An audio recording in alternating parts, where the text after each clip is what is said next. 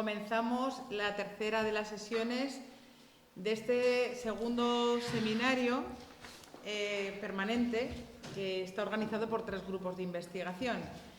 El grupo Argos, cuya investigadora principal está aquí con nosotros en primera fila y posteriormente intervendrá en esa parte dialógica, que como grupo de investigación, AGICID nos caracteriza ese factor, ya sabéis, relacional, que es un poco el efecto motriz que generamos también con otros grupos y además de con Argos, con el grupo hermano que venimos participando.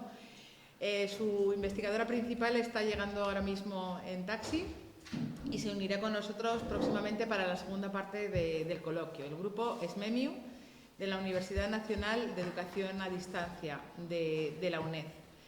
Conjuntamente llevamos a cabo esta organización de un seminario que se inicia en tiempo de pandemia, cuando los españoles estábamos confinados, con objeto pues, de que nada nos parara. Y comenzamos con las primeras intervenciones de grandes investigadores en los campos de la educación y la comunicación, con esa sinergia convergente que es la educación mediática o media literacy, porque tuvimos también colegas de otros países.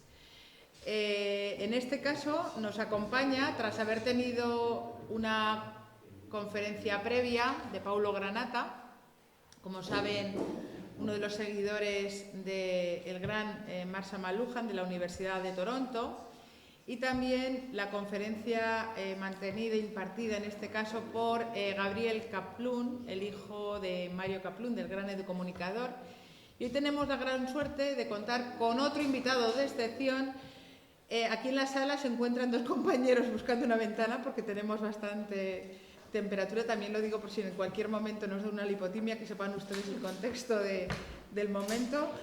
Hace muchísimos grados, estamos en una biblioteca donde nos dicen que no podemos hacer ruido. No, por favor, cierre usted la ventana, que eso sí que nos han dicho que hay que cerrarla. Les aconsejo a todos una hoja como abanico, aire acondicionado manual. Disculpen las circunstancias, los que están en casa, pero si nos ven sudar, pues esto es fruto de lo que nos está ocurriendo.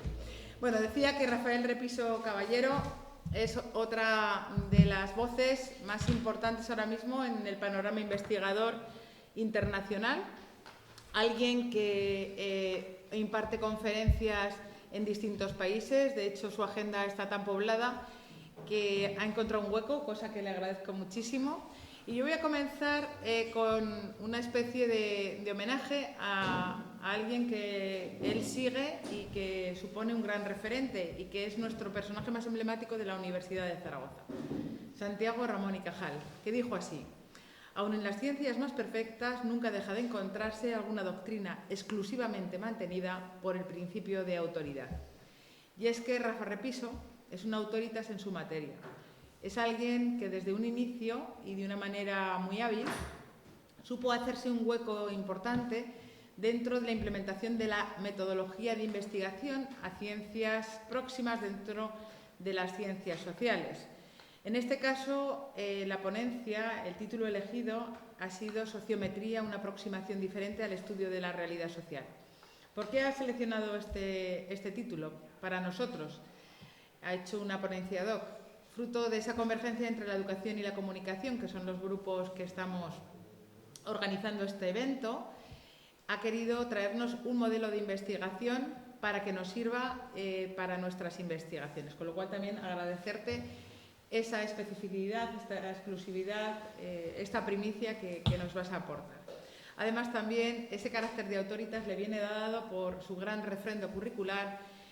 Voy a leer algunas notas, pero lo cierto es que hablar de una persona tan joven y tan nutrida académicamente es todo un placer. Había un eslogan, también está aquí el profesor Gabelas, fundador también del grupo GICID, profesor de publicidad, para hacerle también un guiño. Había un eslogan publicitario de finales de los 90 que decía HASP, joven aunque sobradamente preparado. Pues aquí tenemos un ilustre investigador HASP, joven aunque sobradamente preparado. En la actualidad es profesor titular de la Universidad de Málaga. Es socio fundador de la spin-off EC3 Metrics. Bueno, ustedes lo conocerán como el grupo EC3, de la Universidad de Granada, muy reconocido por sus investigaciones dentro del campo de la bibliometría. Él es diplomado en biblioteconomía, licenciado en documentación, máster en evaluación científica, doctor en documentación y doctor en comunicación. Tiene, por tanto, birrete bicolor, que siempre tan colorido resulta en esas galas inaugurales de los cursos académicos. Además, es autor de más de 50 trabajos científicos, de los cuales más de la mitad están publicados en revistas indexadas, en los Journal Citation Reports de la Web of Science, y su docencia se relaciona específicamente con las metodologías de la investigación, también documentación, impartidas en los grados de comunicación, másteres y doctorado. Para que vean ustedes, dentro de todo el elenco de programas de doctorado en los que ha intervenido aquí y en otras partes del mundo, además de su universidad de Málaga, también en el doctorado de la Universidad de Vigo, en Santiago de Compostela, en Barranquilla, Colombia, en la Loyola de Andalucía, en la Universidad de Málaga, el doctorado interuniversitario en patrimonio. Esto es algo que nos interesa mucho, ¿verdad, Pilar Rivero? Porque ahora mismo dentro de nuestros grupos de investigación estamos albergando un proyecto ministerial relacionado con el patrimonio, en este caso inmaterial, las cibercomunidades patrimoniales, con lo cual es miembro de diversas revistas científicas, es editor adjunto de la revista Comunicar, que ayer se situaba como primera revista dentro de Q1 de Web of Science, dentro de estudios culturales, en el 9º puesto en comunicación. Ahí es nada, ya nos dirás también cuál es el secreto, a ver si nuestra Mediterránea empieza a posicionarse en esos umbrales tan exitosos. Icono 14 también es editor asociado de Razón y Palabra, miembro del comité editorial, Archivo Iberoamericano, miembro del comité editorial y revista Avances. Hasta el momento ha dirigido 4 tesis, pero aquí me voy a detener un poco porque me ha parecido interesante que también ustedes, quienes están participando en este seminario, conozcan cuáles son los objetos de estudio que abarca para poderle luego realizar preguntas en convergencia con estas temáticas. Por ejemplo, una tesis relacionada con presencia y representatividad de las revistas científicas latinoamericanas, abordajes y recorridos desde la cienciometría, la bibliometría como técnica de análisis disciplinar, comunicación, análisis temático de revistas y países, producción científica, su impacto y consolidación en el campo académico, propuesta del índice de impacto de revistas colombianas de ciencias sociales y humanidades. Decir también que una de las especialidades de nuestro ponente es el tema de las acreditaciones. Y entiendo que para un grupo de investigación, y también este ha sido uno de los motivos para traerle, es que cualquier pregunta que luego en el tiempo de reflexión, de diálogo que tengamos, si quieren sus estudios de caso particulares, pues hacer alguna pregunta en relación con esos aportes curriculares, las necesidades y exigencias para las distintas categorías laborales y funcionariales, bienvenido sea Rafa Repiso, que como ustedes pueden ver, además de HASP, es una persona absolutamente brillante, con lo cual muchas gracias por estar hoy aquí en nuestra Universidad de Zaragoza con nuestros grupos Esmemio, Argos y CICID. Gracias, Rafa, bienvenido a la Universidad de Zaragoza. Bien hallado, Carmen Marta, pues gracias por tan exhaustiva presentación, excesiva quizá, pero bueno. Merecida. Ya sabes que yo le iba a decir una tontería. Yo le voy a dar aire un momento. Como mínimo, Sí. y indicarles que estoy muy agradecido de la invitación y especialmente a Carmen Marta y a Begoña, que, bueno, pues que me han invitado, no solamente me han invitado, sino que me han invitado a hacer algo que yo nunca ni he hecho ni había pensado, que era venirme a Zaragoza con la familia, con los niños pequeños en el tren. Hay un libro ahora de autoayuda que se llama Busca tu persona vitamina. A mí la autoayuda no me gusta, pero Carmen Marta y Begoña serían estas personas cafeína que te animan y te proponen cosas en las que tú no te ves con energía. Y desde luego venirse con los niños en tren, yo no me lo hubiera propuesto si no hubiese sido por ellas dos.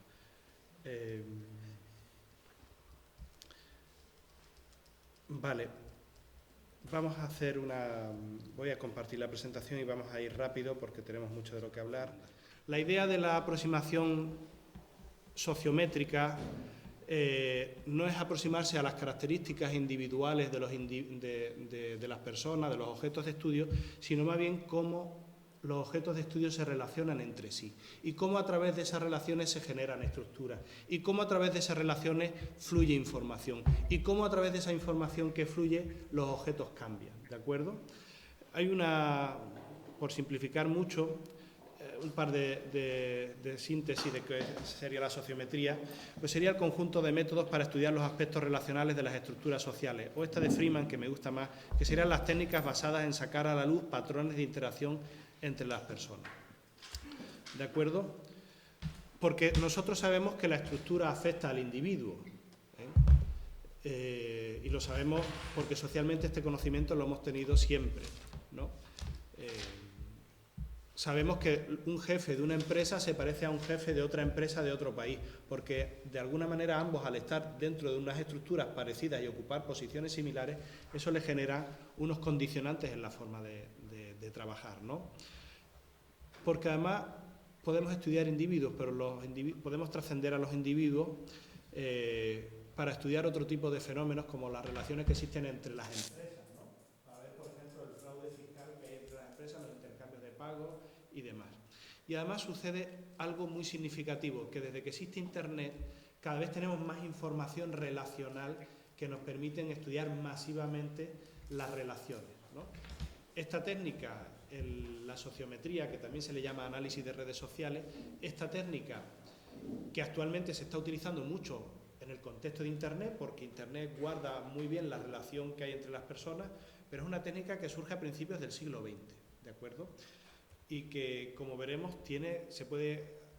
uno se puede aproximar a ella desde diferentes dimensiones, desde los mínimos, desde lo micro hasta lo macro. Pero el conocimiento de lo social es algo que ha existido siempre en la humanidad y que quizás en las ciudades lo perdemos un poco, pero en los pueblos existía. Es decir, mis abuelos se conocían a todos los individuos que vivían en el pueblo, era un pueblo pequeño, y además sabían qué tipo de relaciones habían entre ellos, ¿no? Es decir, que tal se llevaba mal con esta otra persona, pero se llevaba bien con esta, ¿no? Eso siempre ha sido importante en un mundo donde teníamos una gran dependencia del vecino. En un mundo en las ciudades en las que seguimos teniendo dependencia, pero hay tanta información, lo perdemos. Es decir, muchas veces sucede que no desconocemos a las personas que viven en nuestros bloques de edificios, ¿no? Es decir, que este conocimiento ha estado siempre en el saber popular y tenemos esos refranes que dice Dios los cría y ellos se juntan, que tiene que ver con la sociometría. Dime con quién andas y te diré quién eres, ¿verdad? Y no sé si han escuchado alguna vez la frase esta de que somos el promedio de las 5 personas con las que más nos relacionamos. Si te juntas con 5 personas trabajadoras, tú serás el sexto trabajador. Si te juntas con 5 personas que tienen una afición desmedida por la comida, tú serás el que con el tiempo acabarás cogiendo kilos. Porque al final las relaciones con las que tenemos nos acaban influyendo, para bien y para mal. Hay una aproximación que dice que el ser humano tiene cierta limitación para relacionarse, que tiene que ver, no sé si lo han escuchado, el número de Dunbar. Dunbar era es un antropólogo británico de estos que estudian los simios, y él encontró que había cierta relación entre el tamaño de una parte del córtex del cerebro y el número de personas con las que uno se relaciona. Realmente lo que encontró es que entre los diferentes tipos de monos, el número de poblaciones de los monos derivaban de esto. Es decir, que había unos monos había además una relación casi lineal. Había unos monos con el cerebro más chiquitito y entonces los grupos de monos eran de 40 y otros con un cerebro más desarrollado y tenían capacidad para tener grupos de monos de 100, ¿no? Y de hecho sucedía que cuando el grupo se excedía, lo que sucedía es que había una escisión del grupo en dos, ¿vale? Porque parece ser, bueno, y Dunbar calculó cuál sería el número de personas que de personas que alguien puede llegar a gestionar, y calculó en torno al 148, por el tamaño promedio y tal, que se quedan 150. El número de Dunbar dice que nosotros socialmente somos capaces de relacionarnos con 150. Además, después Dunbar hizo estudios y se dio cuenta que era un número que cuadraba porque los tamaños de poblaciones prehistóricas estaban en torno a los 150, los tamaños de unidades militares independientes estaban a 150. Y según Dunbar, cuando se aumentaba este número, en los poblados, en las tribus de la Amazonía pasaban dos cosas. O bien había una escisión, se creaba otro nuevo poblado, o bien de repente se generaban estructuras sociales que permitían ordenar las relaciones entre las personas más allá del control individual que tenía la persona. Es decir, que tú eres capaz de controlar el comportamiento y a 150 personas, pero cuando aumentas, pues ya necesitas policía, necesitas un político, necesitas alguien que gestionase la complejidad del exceso de población. El exceso de población trae complejidad. Piensen que las civilizaciones vienen de cívitas, de ciudades, que son complejidades, ¿no? Pero a nivel macro podríamos estudiar cómo son miles de relaciones, a lo mejor, de personas que intercambian o se hacen llamadas a través de teléfono, y eso obviamente tenemos que hacer una aproximación eminentemente cuantitativa, una aproximación sistémica, ¿no? Y después tendríamos un nivel intermedio, un nivel meso, en el que podemos estudiar pues, decenas, cientos de relaciones, ¿no? Cómo se relacionan las personas dentro de una empresa, cómo se relacionan las personas dentro de una área académica, cómo se relacionan las personas de los partidos políticos del Senado. Son niveles bastante factibles, ¿no? Donde además a nivel meso ya sabéis que se mezcla lo cuantitativo con lo cualitativo. Lo cuantitativo te muestra realidades y lo cualitativo intenta dar explicaciones a esas realidades, ¿no? Lo que sí es cierto es que, como nos decía Dunbar, parece que es poco probable que el ser humano sea capaz de entender estructuras sociales cuando son macro, y cuando, es decir, con 100, con 20, con 150 podemos hacernos una idea, pero cuando las relaciones superan estas cifras necesitamos ayuda. Y para eso están los programas informáticos, para procesar grandes cantidades de información relacional y para vislumbrar algo de estas relaciones que en principio no vemos, ¿no? La teoría de redes surge a principios del siglo XX por un psicólogo americano, Jacob Moreno, y se nutre de disciplinas como la matemática, la teoría de grafos dentro de la matemática, la estadística, el álgebra matricial, pero también de la psicología social, de la antropología social, de la sociología, y a la vez es muy aplicada en áreas como la economía, en áreas como la criminología, en áreas como la informática, en áreas como la epidemiología, la psicología social, la antropología y obviamente la sociología. Fíjense qué cosa tan tonta. Un árbol familiar, incluso un árbol familiar de la mafia, eso es una red social, ¿no? De relaciones jerárquicas entre ellos. Esto lo hace mucho el FBI, cuando la policía, los cuerpos de seguridad del Estado, cuando tienen que caracterizar una sociedad criminal, generar un árbol de cómo se relacionan entre sí, si existe jerarquía, si existe igualdad, de personas que tienen relación entre sí, de personas que han compartido celda, aunque aparentemente no tengan relación. Esto es habitual. Se puede hacer redes sociales incluso en el ámbito de la teología. Esto es una red social del Nuevo Testamento porque en el mismo capítulo, la relación que hay es que en el mismo capítulo del Nuevo Testamento, de los Evangelios concretamente, aparecen dos o más personas. ¿De acuerdo? Obviamente el nodo central es Jesús. Si estamos viendo en esta red social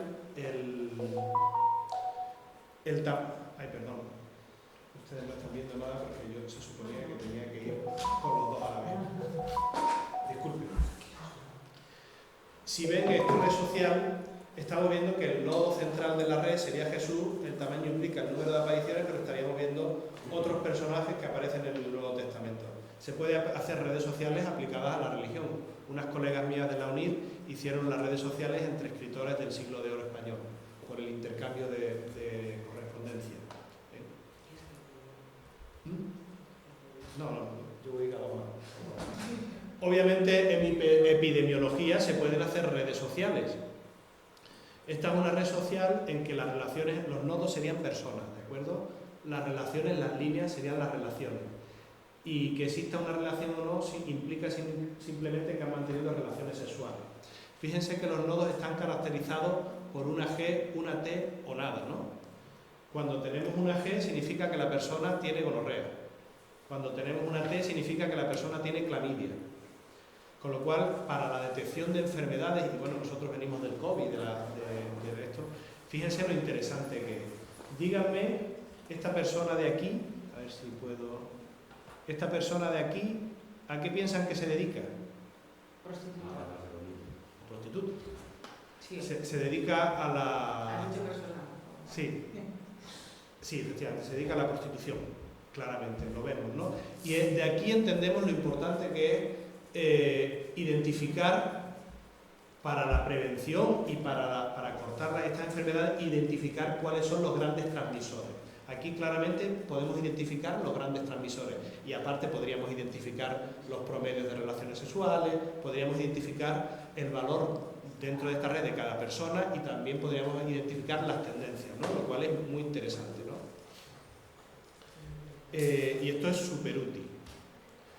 Podemos aplicar a una red social, por ejemplo, coger las redes de Facebook y ver las personas que son amigas nuestras. Por cierto, ¿no sucede que Facebook muchas veces nos recomienda que sigamos a una persona porque esa persona tiene con nosotros 40 amigos en común? Eso se llama la transitividad de Granovetter y es un concepto de redes sociales, porque Facebook es una red social virtual, ¿no? Es decir, a través de las redes sociales podemos saber mucho. Y ustedes saben mucho, cuando de repente alguien le pide amistad, ven sus amigos y dice, uy, mira quién conoce, uy, ya sé por dónde me viene esta amistad. Eso es conocimiento estructural que se aplica en el día a día, ¿no?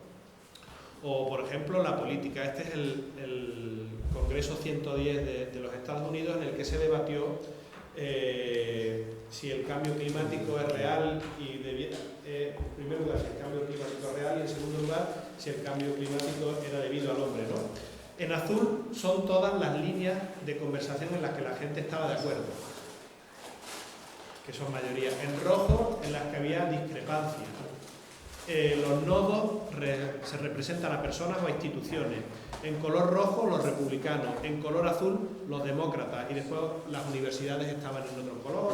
El tamaño de las pelotas indicaba el tiempo de participación. Con lo cual, fíjense qué bonito. En una red social, en un sociograma, tenemos representado la difusión en un congreso. Pero claro, para eso hay que ir tomando nota. Y vemos quién discutió con quién. O esta es mi tesis doctoral. Aquí yo, por ejemplo, me dediqué a descargar la composición de los tribunales de tesis doctorales de cine del periodo 76-2007. Y entonces dije, miren, quiero ver la relación de personas que al menos hayan coincidido 8 veces. Es decir, que yo con Carmen Marta, por ejemplo, haya estado en 8 tribunales de tesis a la vez, porque si yo estoy en un tribunal de tesis con Carmen Marta, coincido, pues puede ser una mera coincidencia, pero si yo estoy en 8 tribunales de tesis a la vez, ahí implica algo, implica que estamos especializados en el mismo área, implica que como mínimo nos conocemos bastante, es decir, que yo aquí puedo ver la red, y además al final la red sale clavada, tú le preguntas a la gente de cine y dice, claro, es que este es el íntimo de este. De hecho, las 2 personas que más veces salían en los tribunales de televisión, cine, radio y fotografía eran Emily Prado y Rosa Franken, que salían marido y mujer. Porque otro tipo de relaciones también se representan en las redes. En las redes yo cojo la presencia en tribunales de tesis, pero salen las amistades, salen las relaciones familiares, salen las relaciones de similaridad temática, porque en las redes ya sabéis que los seres humanos lo mezclamos todo, porque no nos queda otra. Es lo habitual. La afinidad personal, la gente que se lleva mal no aparecen en las mismas tesis doctorales porque ya se cuidan mucho los que convocan las tesis y ellos mismos denotan, y al final aparece reflejado en la red. Fíjense. No sé si conocéis esta idea de que hay 6 grados de distancia entre una persona y otra del mundo. Es decir, que yo conozco a tal persona, que a su vez conoce a tal persona, que a su vez... Es decir, si yo les propusiese, oiga, ¿qué pasó? No.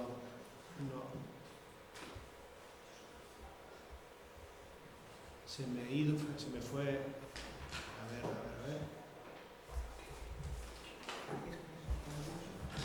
Sí, el problema es que esto es la... Un segundo, que hemos tenido un problema técnico. Voy a decir una cosa.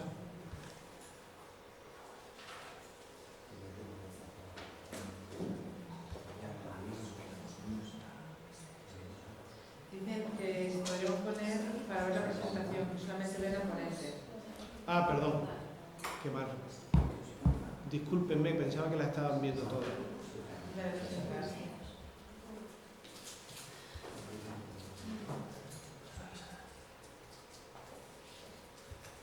Ahora mismo. ¿Ahora?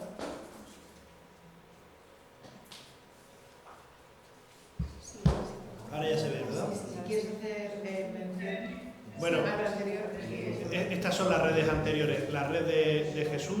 Jesús coaparece en los capítulos del Evangelio con estas personas. El tamaño del nodo indica el número de veces que aparecen cada persona. La red de transmisión de epidemiología.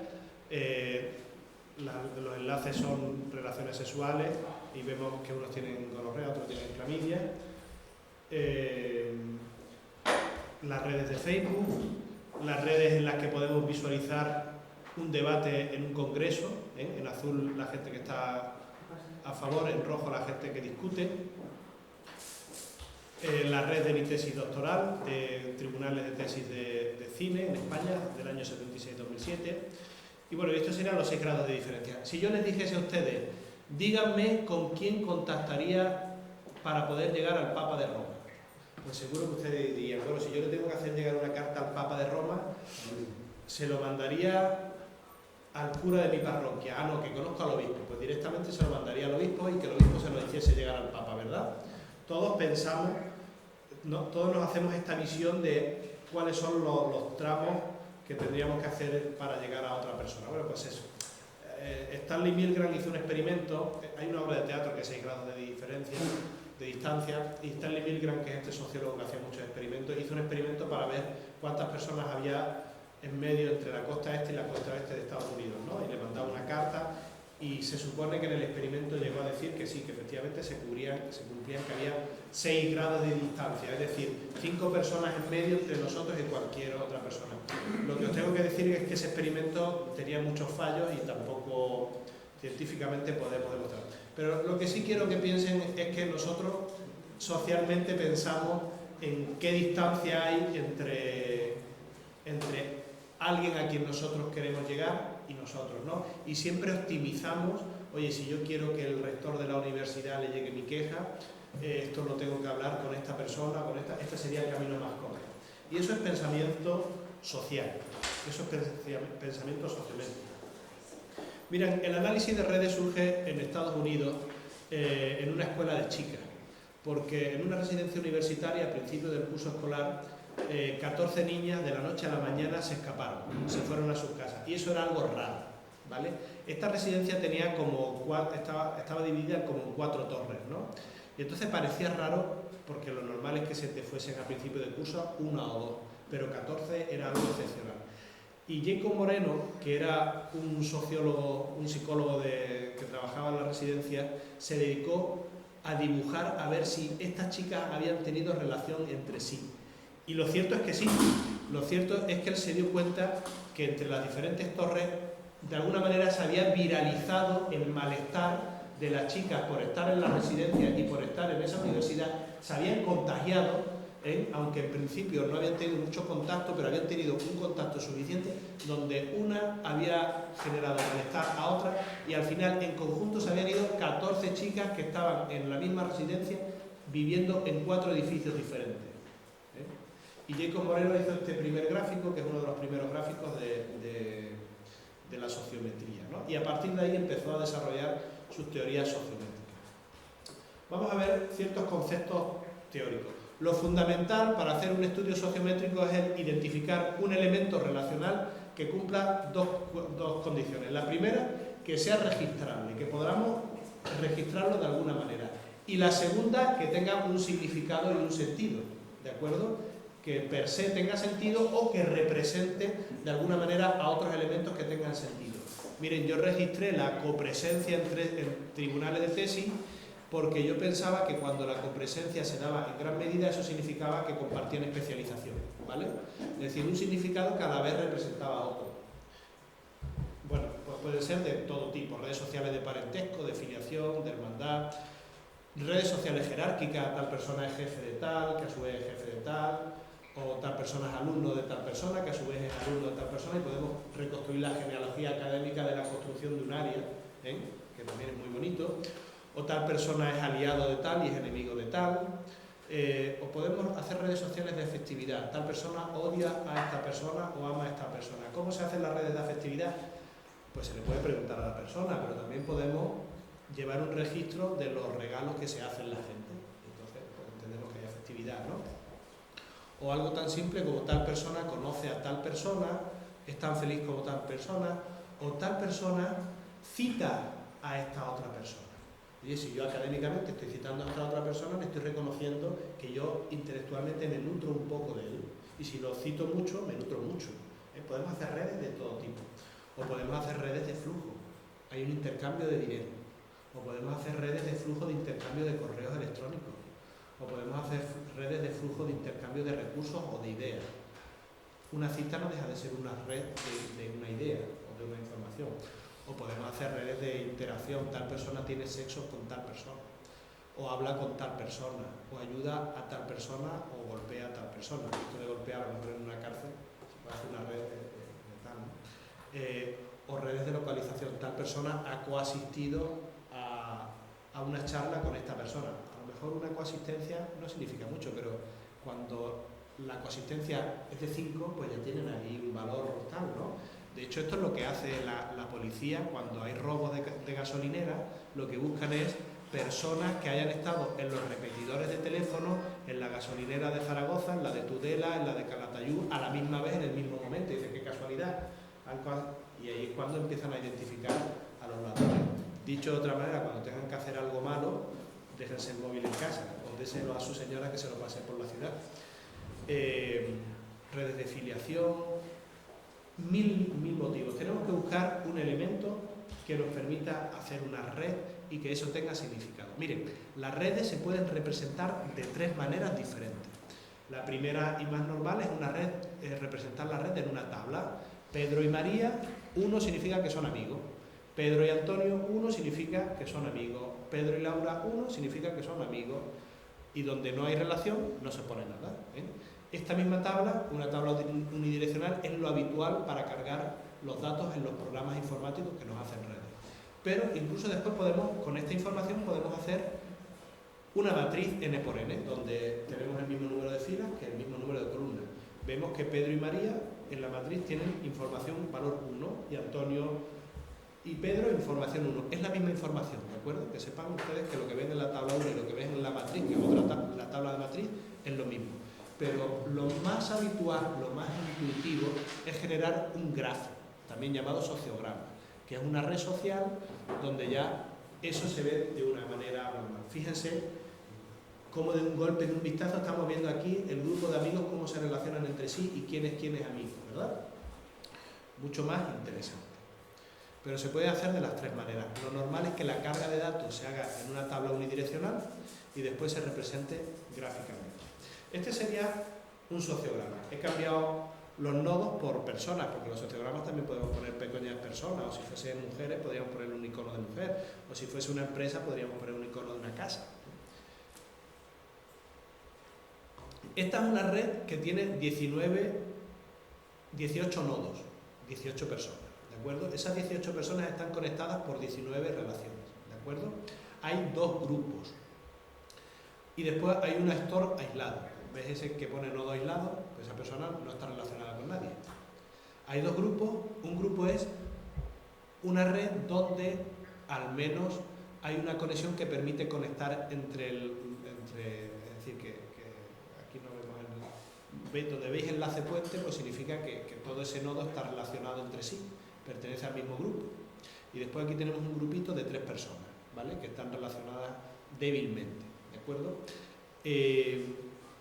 Dentro del nodo tendríamos personas fuertemente relacionadas, subgrupos. Aquí tenemos un subgrupo arriba, un subgrupo de 3 personas, ¿lo veis? Eso se llama una tríada. También se llama un clique. Un clic 3, porque son 3 personas. Aquí abajo, por ejemplo, tendremos un clic de 4 personas que están fuertemente conectadas entre sí, porque existen entre esas 4 todas las posibles conexiones, ¿no? Y después vemos aquí que hay nodos que son muy débiles. Por ejemplo, este enlace que conecta a estas dos personas se le llama enlace puente y es muy importante porque si ese enlace, esa relación se cortase, en lugar de tener dos grupos tendríamos tres, porque el grupo grande se dividiría en dos. Y esto es muy importante a nivel estructural porque estas son las personas que tienen el capital social y que unen los grupos. Estos son estas típicas personas que en las empresas se les contrata porque tienen una gran agenda y permite conectar con otros grupos y tal, ¿de acuerdo? Bueno, como os decía, las personas dentro de la red social se les llaman nodos o también se les puede llamar actores o también se les puede llamar vértices. Vamos a llamarle nodo, que es lo más habitual. Dentro de la red hay unos conceptos muy interesantes que lo hemos visto antes, el de homofilia. ¿Qué es el de la homofilia? La homofilia es la tendencia natural en una red social a relacionarte con la gente que se parece a ti. El amor al que es como tú. Dios nos cría y Dios los cría y ellos se juntan. Eso es natural. Lo raro es relacionarte con gente que no se parece a ti. Pero claro, a nivel reticular eso es lo interesante, porque relacionarte con alguien que piensa como tú, que tal, te aporta poco. Lo interesante es relacionarse con gente que no se parece a ti. Pero claro, también te digo una cosa, no es lo normal. Y como no es lo normal, relacionarnos con gente que son muy diferentes a nosotros nos cuesta mucha energía. Es decir, de manera natural, tú te relacionas con gente que se parece a ti porque eso te cuesta poca energía. Relacionarte con gente que es muy difícil a ti, muy diferente a ti, cuesta muchísima energía y hay que invertir mucho en esa relación. Eso sobre todo se ve a nivel matrimonial. Pero también tiene una parte de complementariedad muy fuerte, ¿vale? La multiplicidad es esa idea de que dentro de una red podemos ver otro tipo de relaciones más allá de la que estamos estudiando. Fíjense, yo estaba viendo la red de tribunales de tesis y me encontré la red de amistad y me encontré incluso relaciones matrimoniales. Eso se da, porque normalmente las relaciones implican otro tipo de relaciones que no vemos. La reciprocidad es que si nosotros estudiamos a los amigos de una persona, igualmente de manera recíproca estamos estudiando, si estudias mi amistad con Carmen Marta, estás estudiando también la amistad de Carmen Marta conmigo, con lo cual por la mitad del precio te llevas el doble, ¿no? Y la propincuidad, que no sé si es una buena traducción, es la idea de que dentro de la red la geografía importa mucho, porque nosotros también tendemos a relacionarnos con gente que está cerca nuestra, porque nos la cruzamos. Esto es lo que todos sabemos, cuando tú tienes una amistad a distancia, muy buena tiene que ser la amistad para que eso se mantenga porque le tienes que dedicar mucha energía. Es decir, yo me relaciono todos los días con mi vecino, porque lo veo todos los días y tengo una buena relación, y gente con la que tengo mucha afinidad y tal, pero está en el quinto pino, pues no me relaciono tanto. Y si me relaciono es porque yo invierto en que exista esa relación y viceversa.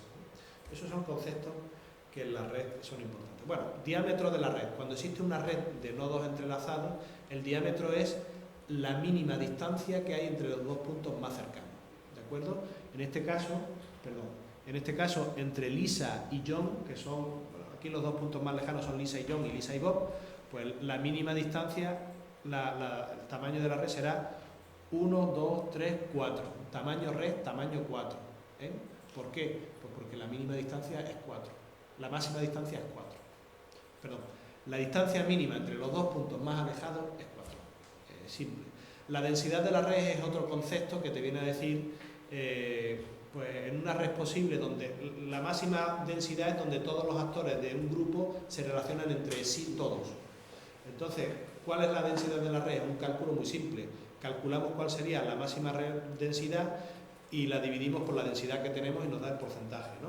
Por ejemplo, en una red con 18 actores, la máxima relación sería 18 por 18 menos 1. 18 por 17, porque tú contigo mismo no te puedes relacionar. Serían, en una red de 18 actores, el máximo de relaciones que puede haber son 306. Esta red, que por ejemplo, en lugar de tener 306, tiene 19, pues dividimos 19 entre 306 y nos da que la red tiene una densidad del 6,2%, que es bajo, pero bueno, se ve. Lo interesante de esto es que no hay que calcularlo, si usamos programas informáticos de análisis de redes sociales, lo primero que nos calcula cuando se hace la red es la densidad de la red, ¿vale? O sea que eso tampoco se preocupe. Una cosa, vamos a entrar en la parte cuantitativa de las redes sociales. Las redes sociales tienen sus aspectos cuantitativos. Igual que en estadística, lo principal y lo normal es el tamaño de la red y después las medidas de tendencia central, que son la moda, la media y la mediana. En sociometría existen unas medidas de centralidad que son el grado, la cercanía, la intermediación y después cosas mucho más complejas, ¿no? que lo vais a ver súper rápido. ¿Qué es el grado? El grado es para cada persona el número de contactos que tiene. Estas medidas se calculan para cada nodo, fíjense qué bonito. Y entonces aquí podemos ver pues, quién tiene más contactos. Oye, esto en el mundo del periodismo es importantísimo. ¿Cómo de grande es la agenda que tiene el periodista? Importantísimo. Y en el mundo de la empresa, los contactos... esto sería lo que Bourdieu llamaba el capital social. Pues el grado, el número directo de contactos, que se puede calcular de manera en números enteros o se puede dividir entre el total de la población de la red. Pero bueno, lo normal se calcula entre números enteros, ¿de acuerdo? No solamente en la red, a lo mejor el grado puede ser el número de estaciones con las que comunica o el número de metros que pasan por la estación de Sol.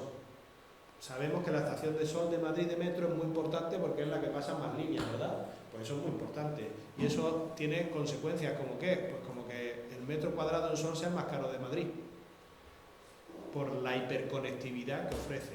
Lo mismo con los aeropuertos, no es lo mismo irse al aeropuerto de Castellón a coger un vuelo que irse al aeropuerto de Málaga, que es un hiperaeropuerto superconectado.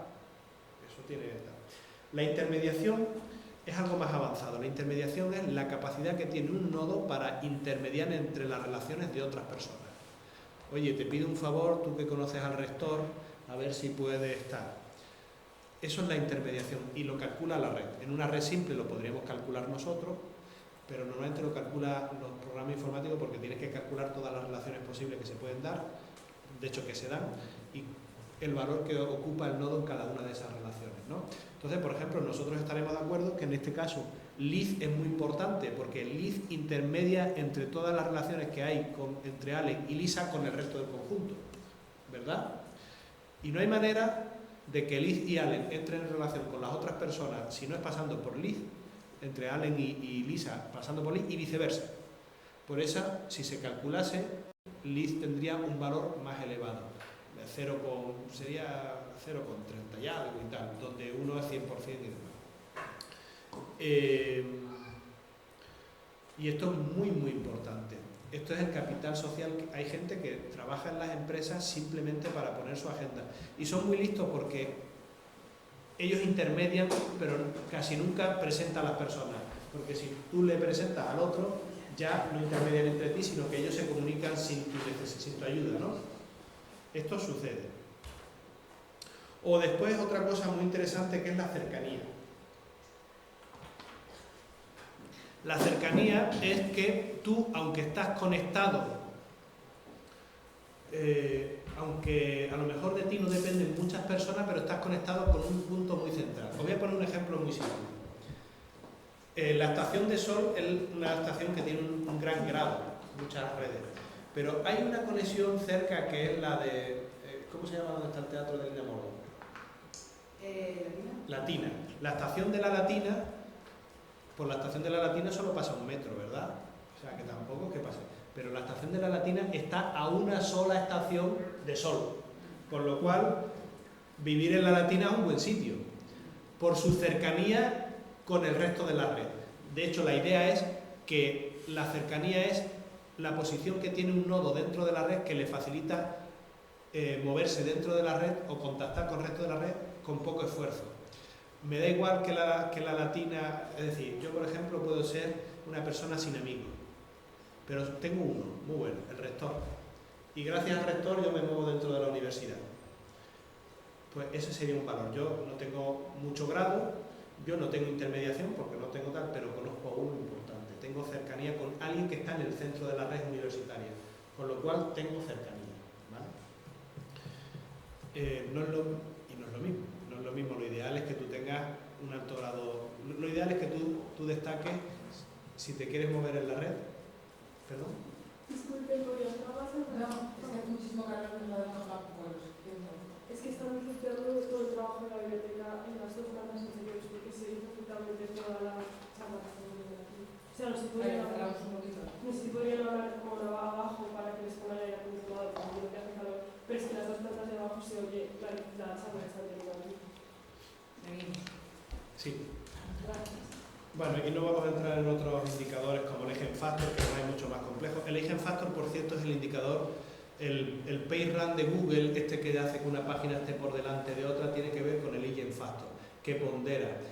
Ya sabéis que el PageRank de Google se basa en que una página coincide temáticamente y además que a su vez está citada por páginas del mismo tipo, pero no es lo mismo que si yo tengo un blog académico, no es lo mismo que a mí me haga un enlace en la Universidad de Huelva que me lo haga la Universidad de Cambridge. El enlace que me hace la Universidad de Cambridge me posiciona muchísimo y el enlace que me hace la Universidad de Huelva me posiciona poco, ¿no? Es decir, que incluso podemos calcular enlaces ponderados en relación a la importancia que tenga cada nodo en relación a la estructura dentro de su red, ¿de acuerdo? Y de esto se ha trabajado muchísimo a nivel en tema de buscadores, metabuscadores y demás. Por cierto, el Ezimago Journal Rank, ese indicador que se hace, que calculan para Scopus, se basa en el Engine Factor, ¿vale? Es un indicador ponderado. No es lo mismo una revista que la cite la Nature que una revista que la cite el Boletín Parroquial de Junio. Pues, obviamente, si a una revista le llega una cita de Nature, de Nature o de Science, esa revista aumenta mucho. Si en cambio le llega una cita de una revista pobre periférica, pues le da poco valor, ¿vale? Bueno, lo que os decía antes, hay un concepto que se llama transitividad dentro de las redes, que por ejemplo, imagínense que yo tengo una relación muy fuerte en la red cuantificada con mi esposa. Mi esposa a su vez tiene una relación muy fuerte cuantificada con su madre, pero en la red aparece que yo no tengo relación con mi suegra, ¿vale? No hay. Bueno, pues la transitividad da a entender que cuando hay dos relaciones muy fuertes entre tal, tú tienes una relación con la tercera persona aunque no se visualice. Eso de los amigos de mis amigos son mis amigos, ¿vale? Eso es lo que hace Facebook cuando recomienda esta persona tiene 100 contactos común contigo. Y tú dices, claro, pero me llevo fatal con él o con ella, pero no le voy a dar amistad. Pero claro que lo conoce de sobra y probablemente lo conoce muy bien. Pues eso es una cosa de los años 70 de Mark Granovetter, de la teoría sociométrica. Las redes pueden ser de diferentes modos según cuestiones. Por ejemplo, lo habitual es que las redes sean de modo 1. ¿Cuándo es una red de modo 1? Cuando los actores son los mismos. Vamos a hacer una red de profesores de universidad. Pues todos son profesores de universidad. Vamos a hacer una red de personas. Pues todos. Pero podríamos hacer una red de actores y películas. Entonces eso sería una red de modo 2. No es lo común. Pero una red de modo 2 es donde los actores varían, pueden pertenecer a 2 o más categorías, ¿vale? Son redes heterogéneas, pero no es lo común. ¿De acuerdo? Fíjense, dentro de las redes las relaciones podemos cuantificarlas, podemos ponderarlas, podemos darle valores de 0 a 10. Oye, yo he estado tantas veces contigo, pues nuestra relación va a ser muy gruesa. O no. O podemos simplemente no darle valor y que exista o no exista la relación, o existe o no existe, ¿no? Se puede cuantificar, la cuantificación además suele ser muy interesante. Y cuando tenemos cuantificaciones, lo que hacemos es que lo representamos con líneas más gruesas, incluso se le puede poner encima de la línea un valor, donde indicamos el valor de la relación, ¿vale? Se acabó la sesión, volver a conectar para la casa. Vaya. Aquí ha mandado otro enlace, que te conectes al otro porque es que solamente dura una hora. Vale, han guardado otro enlace, que me lo manden a rafael.repiso@gmail.com. Rafael.repiso@gmail.com. Y al resto de personas lo voy a poner aquí en Gifi. Ponedlo por favor tabelas en Gifi.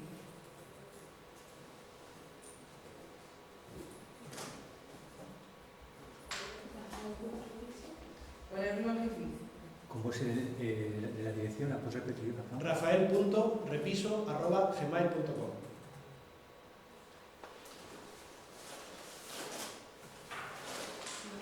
Ya lo tiene Rafael.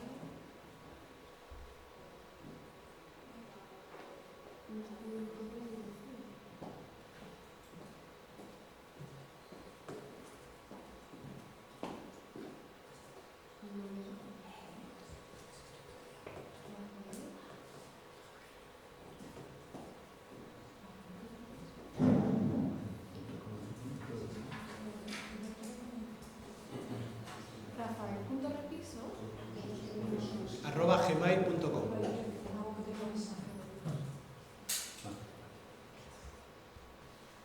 ya está. Es que Gmail es el más rápido. Por favor, poned el enlace a Gifis, que está la gente esperando y llenarlo bien de premio también. Nuevo. Sí, ahora vamos a ver. Pilar, Javier, primero. Seguida, mándalo a Pilar primero y Sara Osuna. Le mando un poco de aquí y está. Vale, Pilar.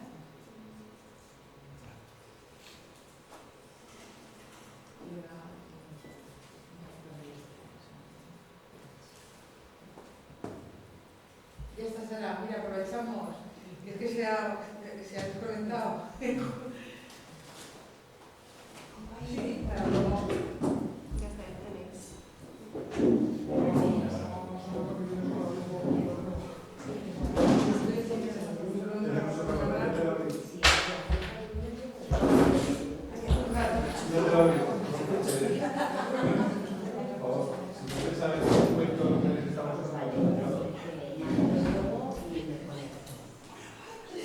Esto es lo de las relaciones que estábamos diciendo.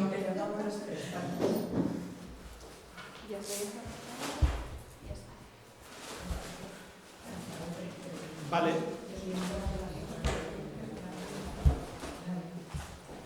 ¿Se me ve y se me oye?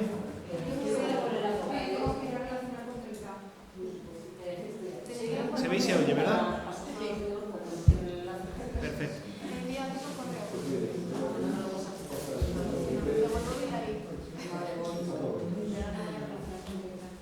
Bien, y después otra cuestión que podemos utilizar en las redes, sí, es que las redes pueden ser direccionales.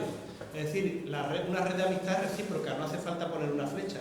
Pero podemos hacer redes, por ejemplo, de intercambio de correos. Yo te mando 5, tú me mandas 3. De tal manera que podemos ver cómo es la relación entre personas. Si hay quién es el que mantiene más la alta. Se puede hacer mil cosas. Podemos ver los flujos de dinero, podemos ver mil historias. Miren, fíjense, esta es una red histórica. Esta la hizo Jacob Moreno en la residencia femenina. Aquí Jacob Moreno le hizo una pregunta indirecta. Lo que quería saber Jacob Moreno era quiénes eran las niñas, cómo era la amistad entre las niñas o más o menos cómo era el deseo de amistad que tenían las niñas en la residencia. Entonces, en lugar de preguntarle quién quieres que sea tu amiga, le hizo una pregunta indirecta y les preguntó: miren, mañana por la mañana para desayunar vamos a intentar poneros ya en un sitio definido. Entonces, te voy a pasar un papelito y tú vas a apuntar a tus otras 2 compañeritas con las que tú quieres desayunar y nosotros, en la medida de lo posible, vamos a intentar que coincidáis en las mismas mesas, ¿vale? Y entonces lo que vemos aquí es el deseo que tenían las niñas la primera semana de sentarse con otras. Y aquí vemos una cosa estructuralmente interesantísima con muchísimas aplicaciones. Vemos quiénes son las niñas más, por así decirlo, más carismáticas. Claramente Maxine, Marion, Eva, Edna, ¿verdad? ¿Lo veis? Y vemos todo lo contrario, quiénes son las niñas que están más solas, porque nadie las elige, porque hay niñas que están solas porque quieren estar con las más carismáticas. Hay otras que están solas incluso intentando estar con niñas de la periferia. Una cosa que no os he dicho es que estos gráficos, cuando los genera el ordenador, lo que hace es que el centro del gráfico lo ocupan las personas mejor conectadas y la periferia las menos conectadas. ¿De acuerdo? Perdón, se ha cortado la comunicación, nos están diciendo. Se ha perdido la conexión de Sí, red. se ha perdido la conexión. Ahora. Ahora. Y tienes que dar Sí, todos otra vez, Carmen. unirse. Ahora. Discúlpenme. Quiten los micrófonos, por favor.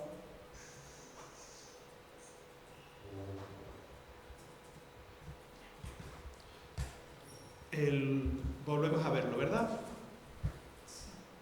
Estoy con la Eduroa, pero me va la conexión lenta, no sé.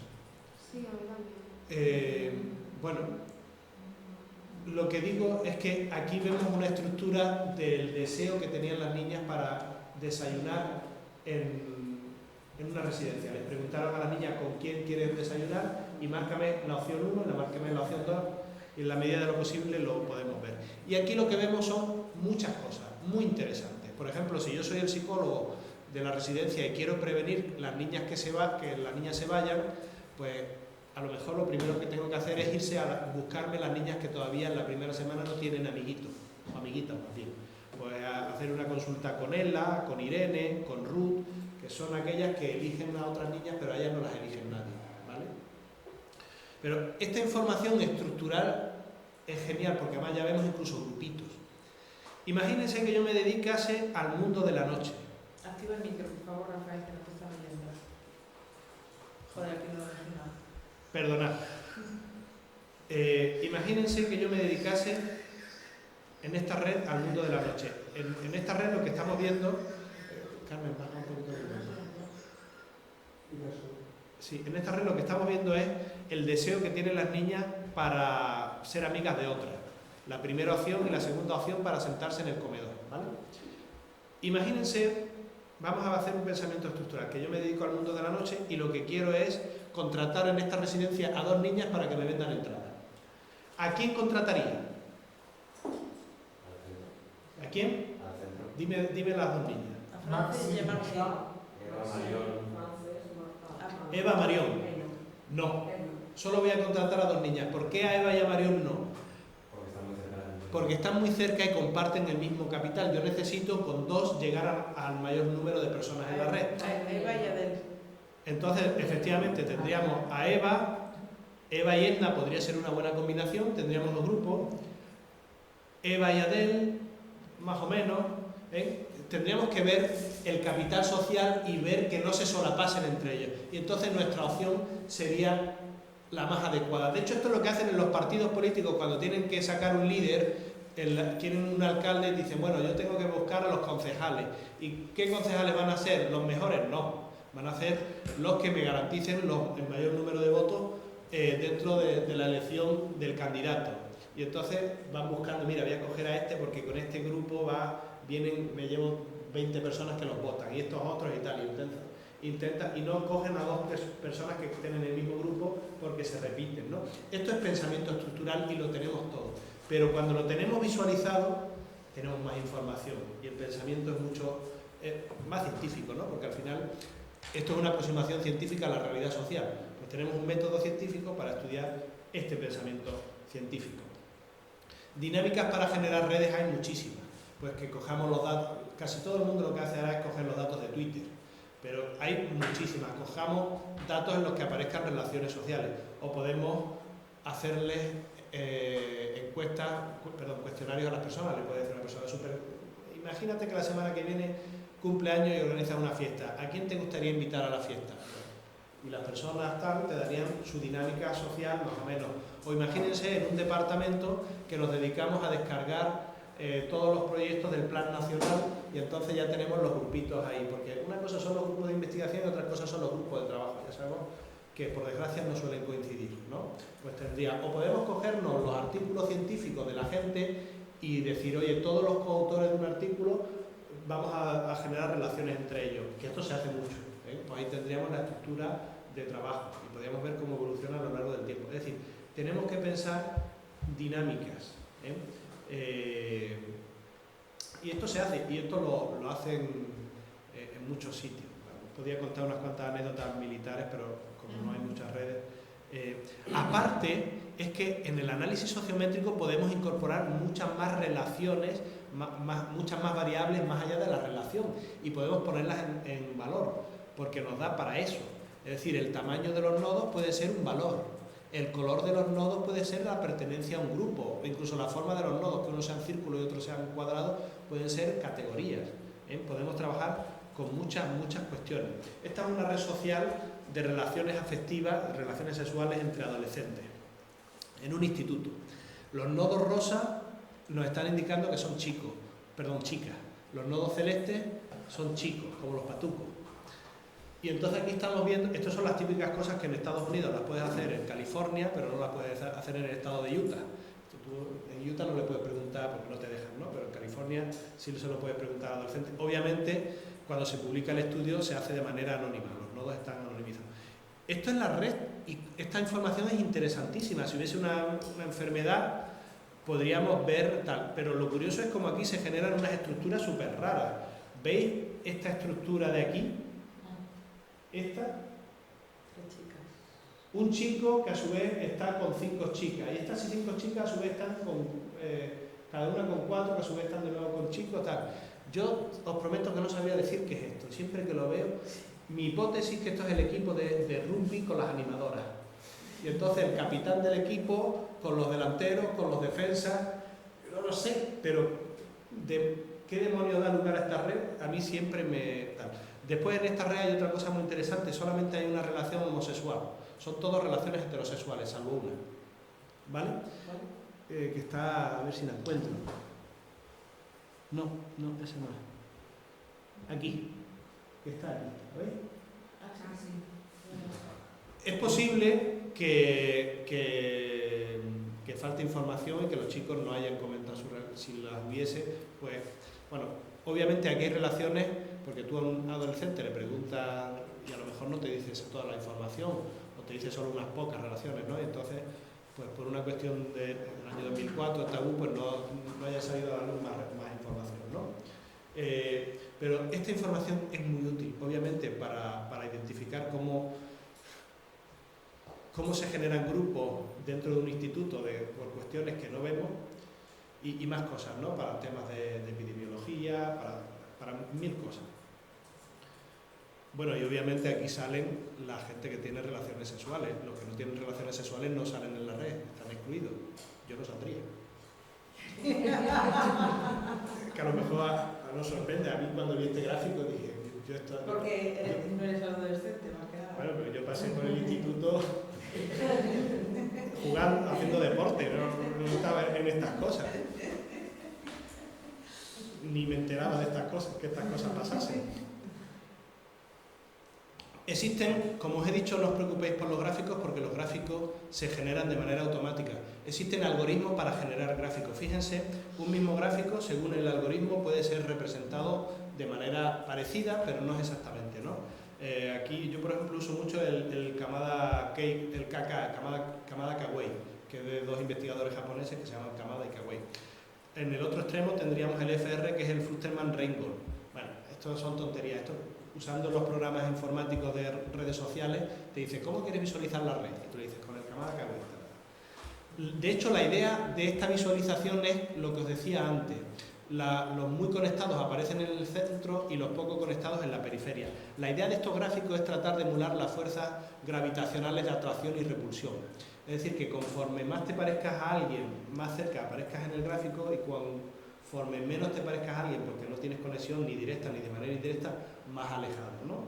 Esto, lo que os decía, estos se llaman gráficos de fuerza y bueno, pues intentan como un muelle. Las relaciones son como muelles, que te mantienen cerca pero también con cierta distancia, ¿no? Porque hay una repulsión y tal.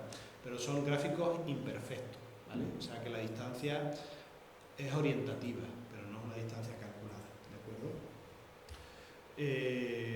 Después, aparte, los sistemas, que esto es súper interesante, cuando tú generas redes sociales hay algoritmos que te permiten identificar los grupos que hay dentro de esas redes por las conexiones.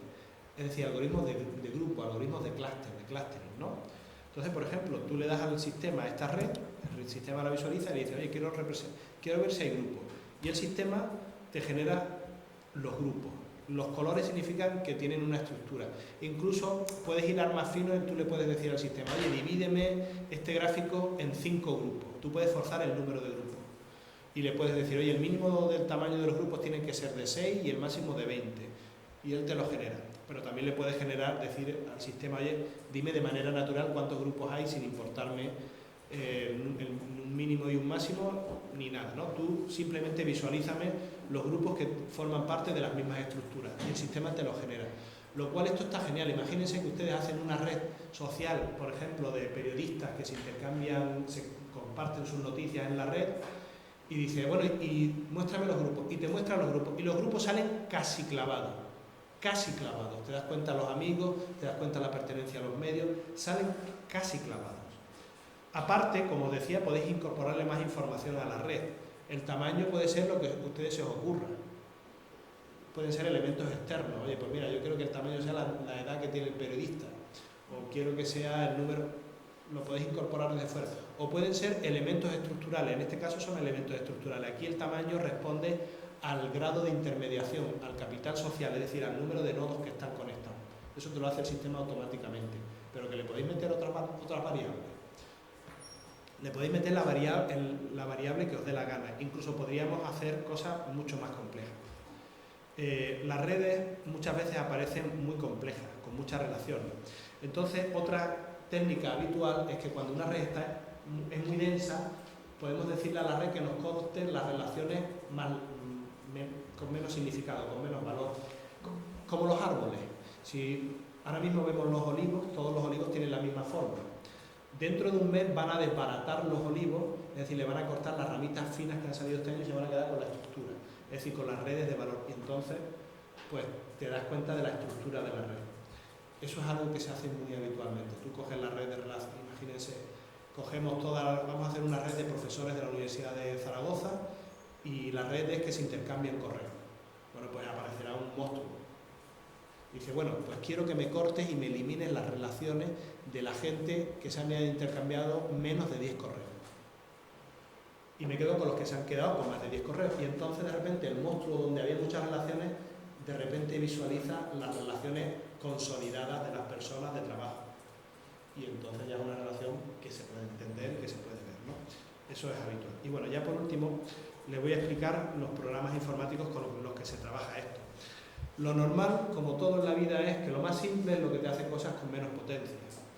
Se utiliza mucho el Gephi, el Foxviewer, y lo más potente es utilizar el R, este programa estadístico que sirve para todo y también sirve para hacer redes sociales.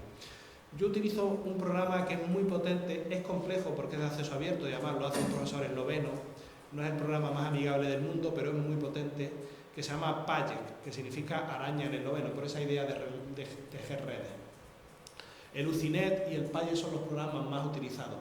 Fíjense lo importante que son el Pajek y el Ucinet, que el formato de archivo de las redes que usan todos es el .NET, es el formato que generaron ellos.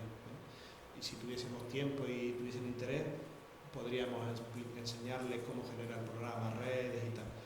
Lo interesante también es que con ese formato tú haces algo con Pajek y te lo puedes llevar al Gephi.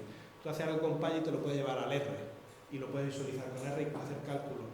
Es un formato exportable, de reticular. Es un formato que dice, tal persona se relaciona con tal persona se relaciona con tal persona se relaciona con tal. Súper fácil. De hecho, el archivo, que lo puedes abrir con el blog de notas y no hay código, hay relaciones. Pepe se relaciona con Antonio en una ocasión. Pepe se relaciona con tal en 5 ocasiones. Es una cosa súper transparente, súper fácil y ya os digo, lo abre con cualquiera. Y nada, es un software gratuito, tiene muchas capas. El problema es que, como todos estos programas informáticos que hacen profesores universitarios, te muestran todas las opciones posibles, pero a la hora de la verdad esas opciones no funcionan. Solo funcionan si tú tienes, por ejemplo, 2 redes, puedes usar las opciones de unir 2 redes.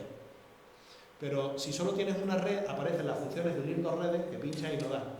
Porque no es como los programas que hace Adobe, que solo te muestran las funciones que en ese momento puedes usar. Con lo cual es un programa que te ofrece todas las opciones, pero en ese momento solo puedes usar unas pocas. Que este es el gran error. Y aparentemente tiene 1000 historias, pero en ese momento solo puedes usar. Y bueno, es un programa que tiene una curva de aprendizaje elevada. Hay otros, como el Foxviewer, que utiliza mucho la gente para hacer redes sociales académicas, te descargan los datos de Web of Science o de Scopus y puedes hacer redes súper fácil. El Vivezer, que es algo más complejo, y después hay una serie de programas para ayudarte con el Pajek. Perdón. Hay una serie de programas para ayudarte con el Pajek. Este es el Pajek, que como veis tiene muchas opciones y si pincháis hay más opciones, pero hay que tener cierto conocimiento. Miren qué bonito. Esta es una red, esta es la red de las universidades españolas, porque aparecían en los mismos diarios. Entonces, las universidades andaluzas aparecen principalmente en diarios andaluces. Obviamente todas aparecen en El País, en El Mundo, tal, pero normalmente las de Madrid aparecen más en El País y en El Mundo, en el ABC que el resto, ¿no? Y entonces, al principio me generó una red donde todas tenían relación porque todas aparecían, pero después utilicé un algoritmo que se llama, no me acuerdo, es un algoritmo que te recorta la red y te quedas con aquella que más se parece. Y obviamente, por ejemplo, la Universidad Miguel Hernández, ¿a cuál se parece más según su presencia en prensa? A Alicante. Y Alicante, ¿a cuál se parece más por su presencia en prensa? A Murcia. Y además Murcia con Cartagena. Zaragoza. Ah, sí, aquí. Sí. Aquí. Depende de la San Con la Jorge. Rey Juan Carlos. Con la Rey Juan Carlos tiene una relación. Y Oviedo. Sí. Y con la Complutense, ¿eh? Y después fíjense qué cosa tan chula. Yo le dije, bueno, y además hazme clúster. Y entonces me pintó las pelotitas según los grupos que el sistema entendía. Y los grupos tienen sentido. Sí. Y esto fue un artículo de, creo que del EPI. O de no sé. Bueno, y lo más interesante es que cuando tú haces un artículo de sociometría en un área donde todo es descriptivo, donde todo está, oye, pues estás añadiendo valor, estás haciendo algo complejo y estás viendo una dimensión, la relacional, la estructural, que otras aproximaciones metodológicas no te aportan. Con lo cual, mi experiencia es que cuando yo hago en un artículo de investigación le meto un elemento de sociometría, normalmente ese artículo entra a la primera. Una revista de alto impacto. Sí. Pues nada, que muchísimas gracias, dudas y preguntas. Disculpen la molestia.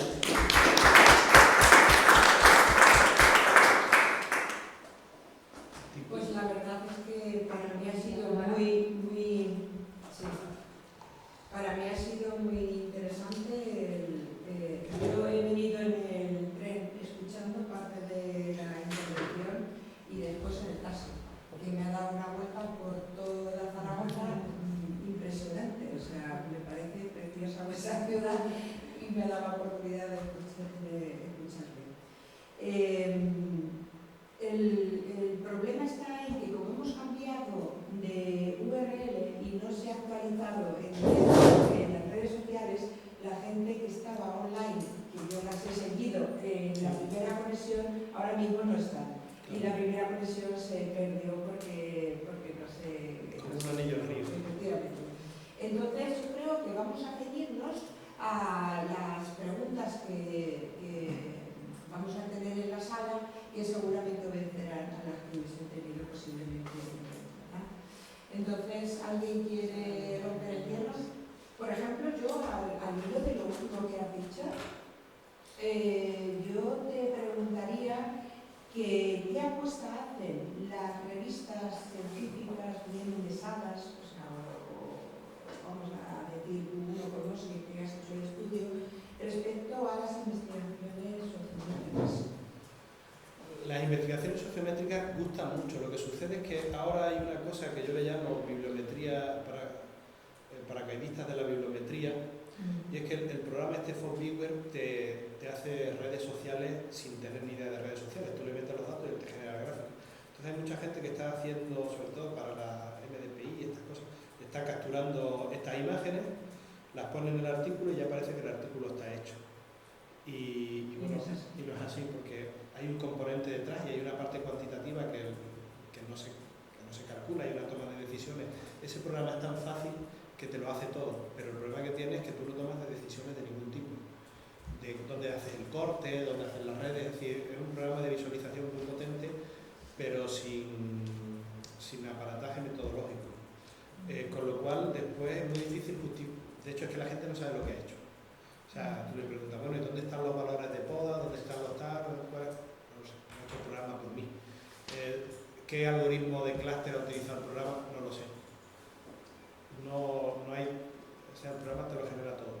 Normalmente, un buen análisis sociométrico tiene sitio, porque al final es una metodología avanzada. Estamos en ciencias sociales donde las metodologías no tienen tanta complejidad como en ciencias, ¿no? Una metodología avanzada en ciencias sociales es el propio hecho de que al editor de la revista le llega un artículo y dice, me tengo que buscar ya per se a alguien especializado en este tema. Con lo cual es algo que valora. Bueno, de la misma manera que cuando no es lo mismo que te venga un estudio con estadística descriptiva a que te venga un estudio con estadística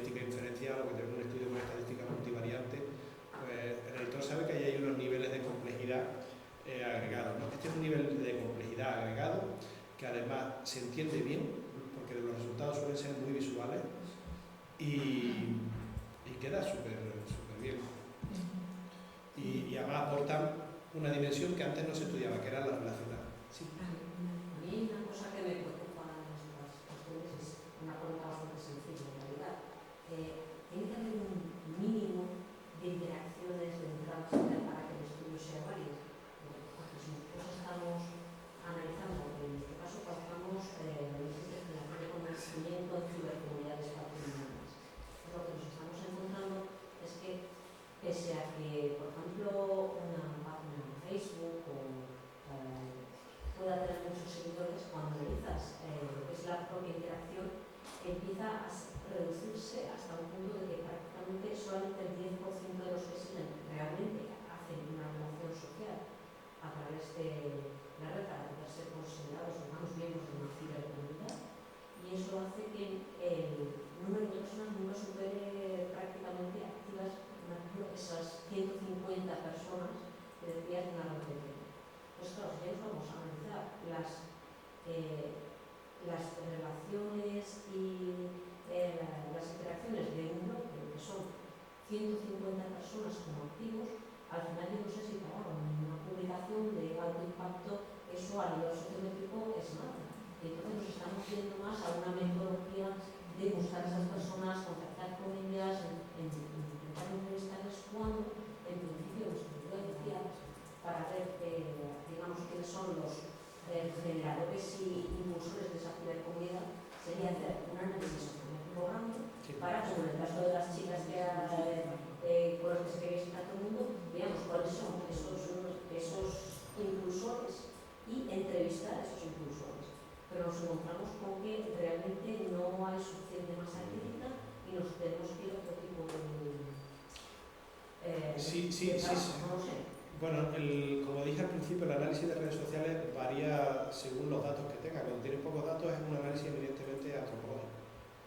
Te pones a ver las relaciones y la densidad de las relaciones y tal, ¿no?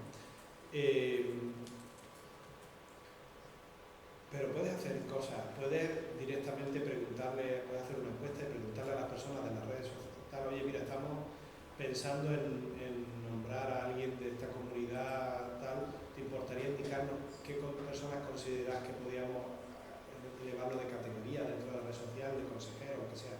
O ser algo más directo y decirle, ¿te importaría decirnos de toda la comunidad con cuántas personas te has conectado a través de Facebook y has intercambiado, has escrito en sus mensajes y cuántos mensajes le has escrito y cosas de estas? Y ahí podría sí, podemos o sea, hacer estudios del tipo con qué quieres sentar la mesa. Hay muchos elementos. Puede ser, yo escribo en los mensajes de los otros, ¿vale? Y de tal manera que habría una relación direccional, ¿no?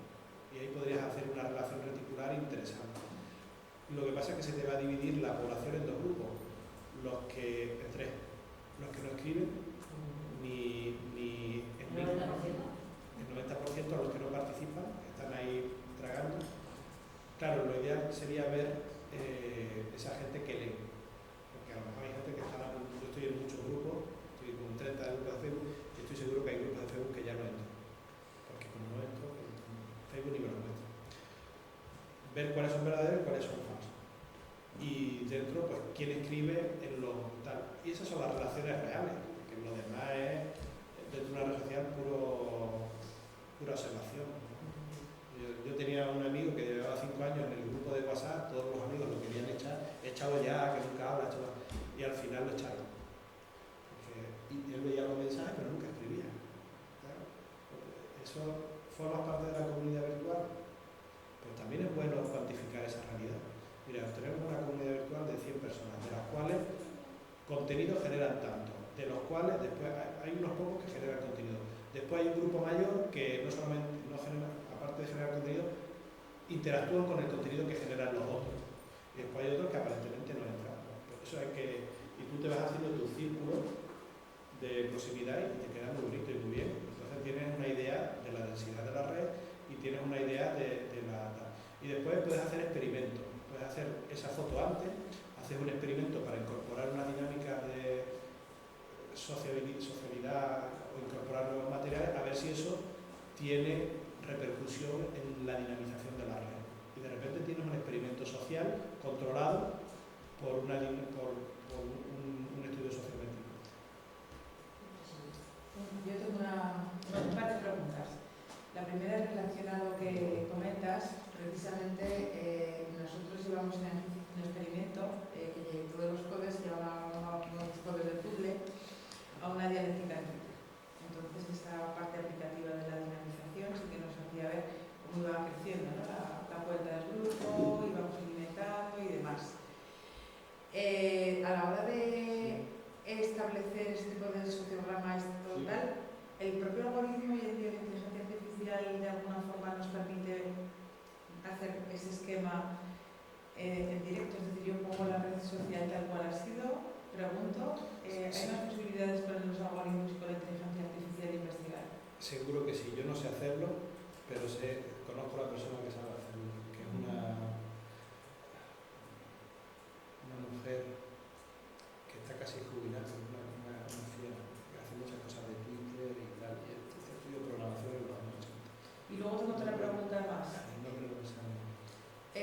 Siempre atendemos a que las relaciones tienen un parámetro social, claro, pero también hablamos en términos de autocomunicación, las posibles relaciones que establecemos con nosotros mismos. ¿También habría alguna forma de observar nuestra forma de relacionarnos en redes en un longitudinal procesual en el que yo comienzo, por ejemplo, teniendo una cuenta en Twitter, por un ejemplo, y luego paso a tener todos mis seguidores en correlación conmigo mismo? Sí, además, fíjate, para los experimentos, la sociometría te sirve muy bien para la observación previa a la modificación de la variable y la posterior, porque vas viendo el mapa de cómo generas el mapa, después vas viendo cómo va cambiando el mapa. Hay un estudio muy importante en Estados Unidos que se le preguntó a la gente en un pueblo. Sabéis que en Estados Unidos son muy de hacer estudios en pueblos y ciudades, como los Middletown Studies, que se le preguntó a la gente, se hizo una red de familiar, quiénes eran las 5 personas con las que más se relacionaban casi de forma familiar, ¿no? Tu madre, tu marido, tu hijo, una cosa tal. Y se le preguntó a las personas si eran felices o eran infelices, o neutros. Entonces hicieron un estudio y se veía una cosa muy importante. La gente infeliz se relacionaba menos y la gente feliz estaba más en el centro. Y también te encontrabas que en una relación, en un grupo, a lo mejor había una persona infeliz rodeada de gente feliz. Y todo lo contrario, había alguien feliz, pero estaba rodeado de gente infeliz. Pues hicieron un estudio longitudinal y ¿sabéis lo que se encontró? Que la gente que se relacionaba con gente mayoritariamente infeliz acababa siendo infeliz. Sí. O otra opción era que se cortaban esas relaciones. Y después que la gente que aguantaba mucho, que era infeliz, pero estaba en zonas céntricas, si no se volvía feliz y seguía siendo infeliz, se iba quedando sola, con menos amigos y en la periferia. Es decir, que hay que ser feliz y hacer feliz al vecino porque hasta eso nos influye. O sea, la felicidad del vecino nos influye a nosotros. Y ya sabéis que el gran problema que tienen las depresiones es que te vas quedando solo con el tiempo. Como no superes la depresión pronto, poco a poco hay una capa de amigos que en la primera jornada desaparece. Y te quedas con el núcleo fuerte, el núcleo familiar y los amigos. Pero esos aguantan 2 o 3 vueltas. Ya llega un momento que ya quien te aguanta la depresión probablemente la he metido también en una depresión o algo, porque es una cosa terrible. Sí, cuando decía yo al principio lo de la autoritas, nos va a hacer felices aquí en el permiso. No, hay que ser feliz por puro egoísmo y hacer feliz a los demás por puro egoísmo. Es la única manera de ser feliz. Crear unas estructuras de felicidad. Y el día que nosotros estemos tristes, tirar de esas estructuras. Miguel Ángel, había pedido una Hola, pregunta. sí. Buenos días. Pues muchas gracias, Rafa, por haber venido aquí a Zaragoza y compartir tu conocimiento. Yo soy de Estados Unidos. Y por eso quiero aprovechar, porque ha sido una charla muy técnica, con mucha información.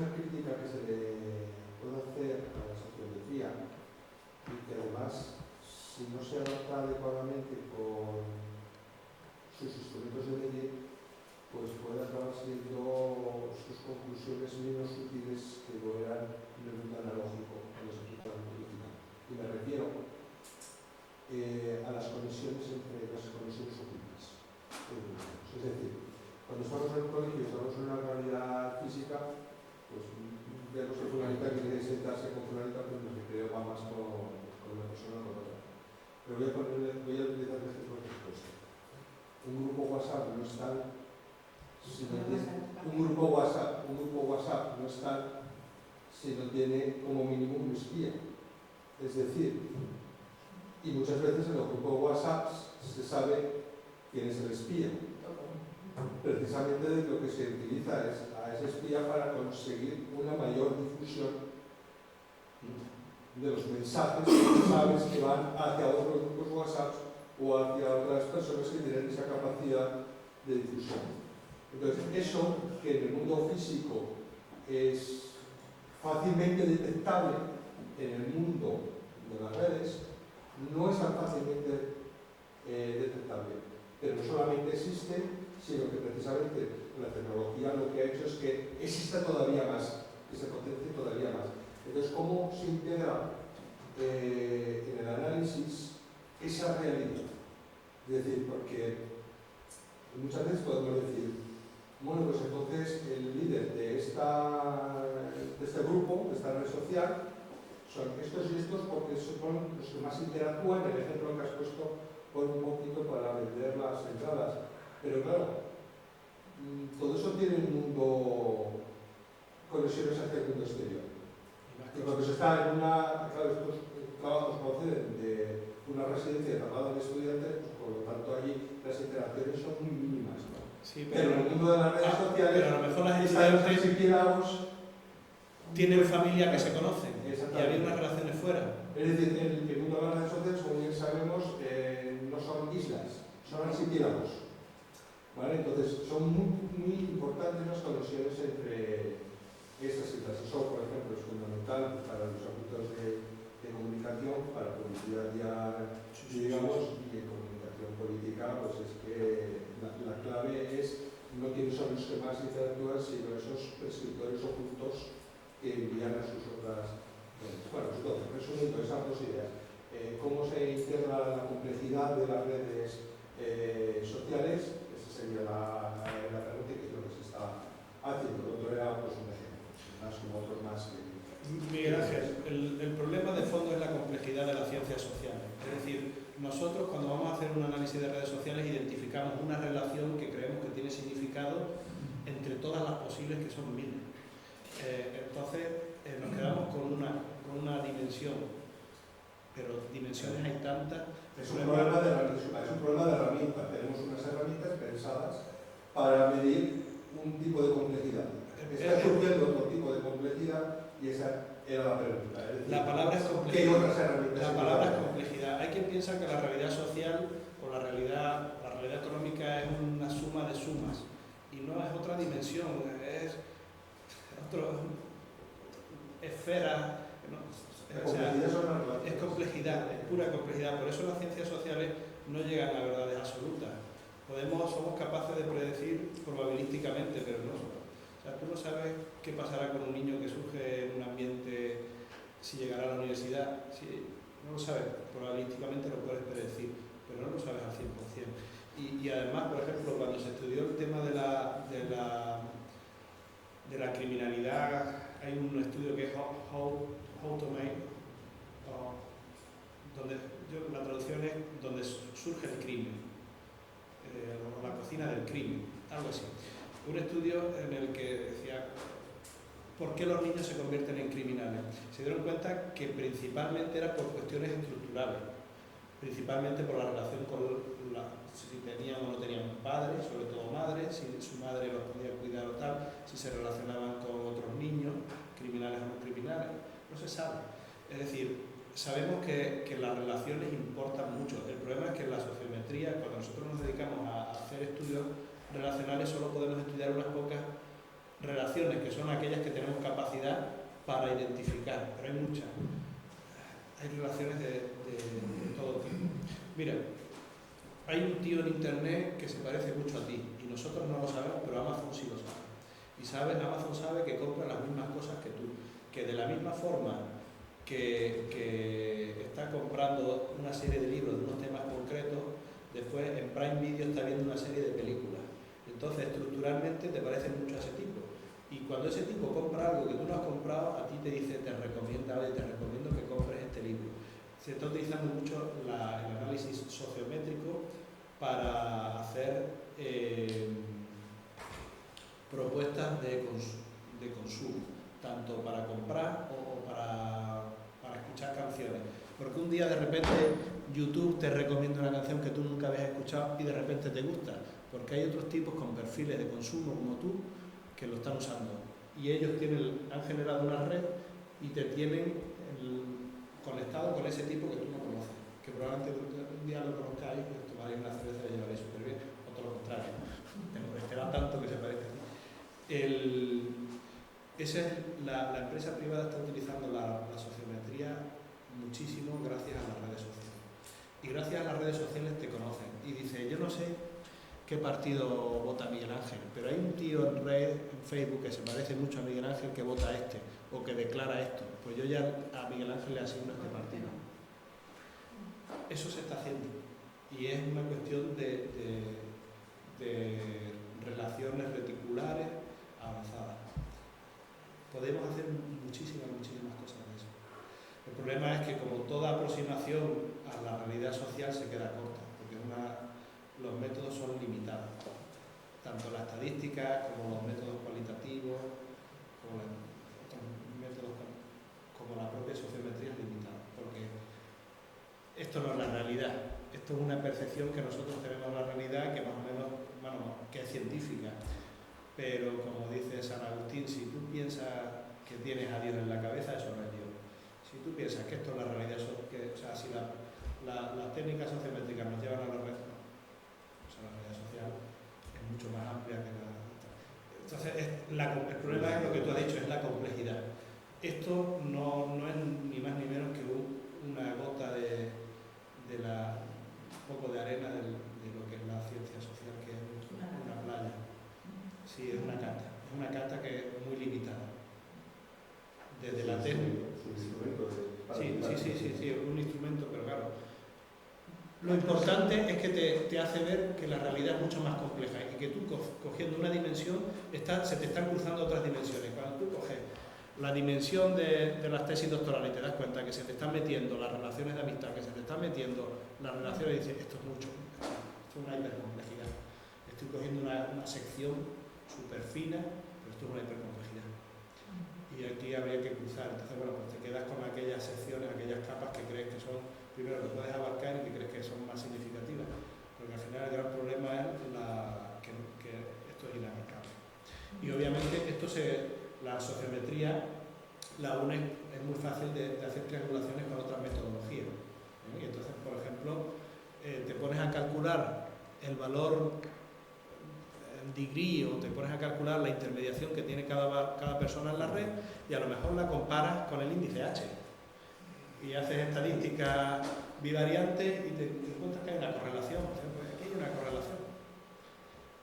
¿Es causa-efecto o son dos relaciones? No sé.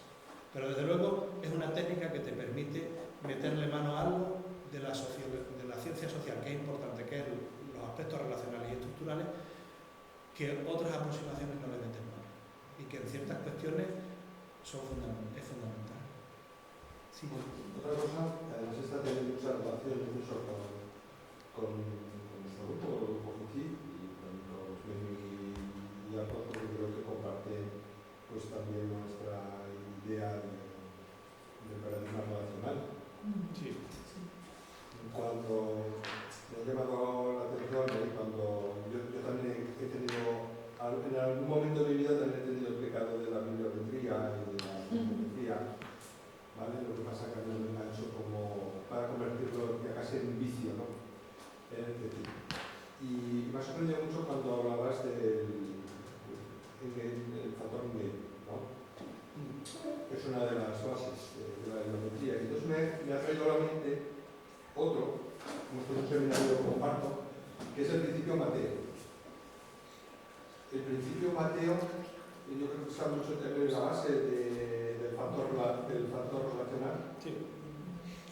Se puede medir, se está midiendo. ¿Tú crees que en el mundo digital el efecto Mateo tiene repercusión positiva.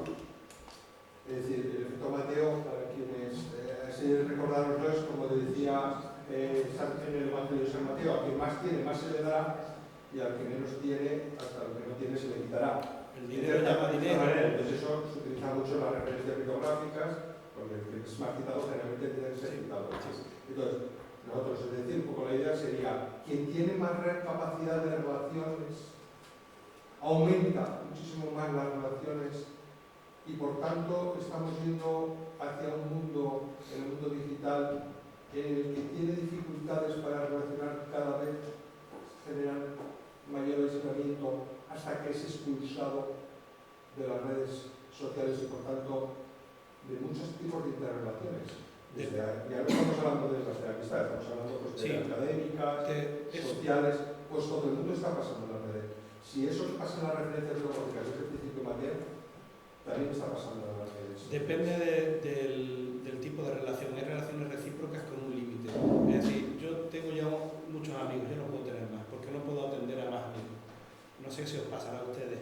Yo no puedo atender a más gente, por desgracia, y cuidarlos como a mí me gusta cuidarlos. Entonces, cada vez cierro más y al final te das cuenta que hay amigos a los que hace tiempo que dejaste de lado porque han entrado otros. Esa idea de que hay un límite en la cabeza de 150 a las que podemos gestionar está ahí en las redes. Pero sí hay un efecto de desigualdad, que es que el que más tiene, el que más amigos tiene en Facebook, aunque más seguidores tiene en Twitter, más posibilidad tiene de tener más seguidores, ¿vale? Porque le sale a la gente: oye, tal persona sigue a tal persona. Entonces hay un crecimiento ahí. Pero ¿hasta qué grado eso son relaciones, no son recíprocas, son unidireccionales? Alguien sigue a alguien, pero no hay reciprocidad. Bueno, eso al final acaba generando dificultades de inclusión digital y genera situaciones de exclusión digital. Fíjate, en el que cada vez lo digital es más importante, al final estamos teniendo inclusiones y exclusiones sociales. Sí. En el fondo es lo que está detrás del paradigma relacional, ¿no? Intentar esa inclusión a través de las tecnologías y no la exclusión. Fíjate, me parece que estamos más yendo hacia la exclusión. Esto que está diciendo me parece interesantísimo, el planteamiento. Fíjate, porque en las redes sociales pueden convertirse en redes de comunicaciones interpersonales, pero pueden convertirse en comunicación de masa. Tú fíjate que la persona que tiene 100 seguidores, a su vez sigue a otras 100 personas. Conforme vas aumentando hay un punto en el que te encuentras, esta persona tiene 1000 seguidores, pero solo sigue a 500. Y cuando llegamos a lo de los millones, el que tiene millones, al final se convierte como en una masa, es decir, él no sigue a millones de personas, porque es ineficiente. Hay un límite de personas a las que tú puedes seguir, pero a ti sí te pueden convertir tal. Y se convierte casi en un medio de masa. En un influencer, uno genera contenido tal, sí. Y efectivamente hay una relación, no lo había pensado nunca hasta que me lo has dicho ahora, hay una relación donde el modelo de relación y de red cambia completamente a partir de tanto, porque tiene que ver con la limitación de uno. O sea, yo tengo la limitación de relacionarme y de consumir, pero lo que yo hago lo pueden consumir miles, millones de personas sin problema. Y aumenta una desigualdad tremenda. Además, fíjate lo que te digo, no sé si se ha hecho, pero si se calcula el grado de desigualdad, puedes sociométricamente calcular cuando alguien de repente empieza a convertirse en un medio per se. Y es que ese índice Gini va a necesitar incorporar también el personal. Claro, el índice Gini de desigualdad, el Gini Index. Pues lamentablemente nos queda nada más que 5 minutos. No, me parece una reflexión. No hubiera llegado a pensar nunca en eso. Pero bueno, aquí es fácil. Entonces, sí, la reflexión, claro, porque compartiendo pues, el día y el trabajo con Carmen y con José Antonio y el y las relaciones de inclusión y diciendo tesis doctorales como dirigiendo el tesis de trabajo sobre inclusión digital. Claro, entonces al final pues uno le da el cojo y... Pero Miguel Ángel, dale eso. Y esa relación... Dale eso vuelta porque es interesante. Es un JCR, No, pero eso es para nosotros, que vosotros sois los... Los Yo sabéis que me dedico a otras cosas. Yo creo